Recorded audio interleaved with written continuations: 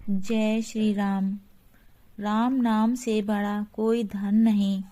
एक लघु कथा भक्त नामदेव की। आइए सुनते हैं राम नाम का गुणगान। संत नामदेव की भक्ति कथाएं दूर दूर तक प्रसिद्ध हैं। वैष्णव मत को मानने वाले संत नामदेव के मन में बचपन से ही उनके परिवार के माध्यम से भगवान विठ्ठल की भक्ति की लौ जग गई थी। उनकी एक भक्ति कथा खूब कही जाती है।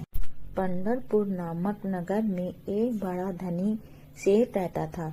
उसने अपने यहाँ तुलादान का आयोजन करवाया। इस उत्सव में वह खुद के वजन का सोना तौलकर लोगों को दान में देता। उसके यहाँ दूर दूर से लोग सोना लेने आए और उसने किसी को भी निराश नहीं किया। अंत में उसने अपने लोगों से पूछा कि नगर में कोई रह तो नहीं गया, तो कुछ लोगों ने बताया कि संत नामदेव जी आयोजन में नहीं आए हैं, वह ईश्वर के परम भक्त हैं। इस पर सेठ ने कहा कि ऐसा हो ही नहीं सकता कि कोई उसके हाथ से सोना दान न लेना चाहे। उसने अपने लोगों से कहा कि संत नामदेव को सम्मान पूर्वक यहाँ ले आए। सेठ के लोग जब संत नामदेव के पास पहुँचे तो वे सारी बात सुनकर बोले, स्वर्ण दान उनको दो जो इसकी इच्छा करें, हमें कुछ भी नहीं चाहिए। लोग वापस लौट गए, किंतु सेठ नहीं माना और उसने उन्हें फिर भेजा।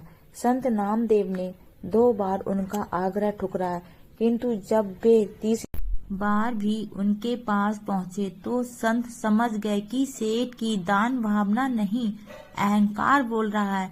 अतः वे साथ चल दिए। वहां पहुंचकर सेठ से बोले, तुम निश्चित रूप से ईश्वर से सौभाग्य का आशीर्वाद प्राप्त हो, बताओ मुझसे क्या चाहते हो। सेठ ने कहा, मेरे हाथ से स्वर्ण दान लेकर मेरा कल्याण कीजिए। संत बोले, कल्याण तुम्हारा हो गया, अब जो भी मुझे देने की तुम्हारी इच्छा है मैं बताता हूँ और उस बराबर तोल दो।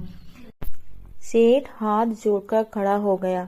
नामदेव जी को श्री विष्णु की प्रिय तुलसी अति प्रिय थी। उन्होंने तुलसी के पत्ते पर राम नाम का सिर्फ रा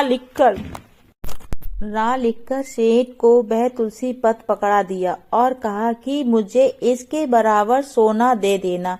सेठ ने हर्ष तुलसी पत्र को तराजू में रखा, सोना तोलने का प्रयास किया, लेकिन तराजू तुलसी पत्र के वजन के अनुसार छोटा पड़ गया।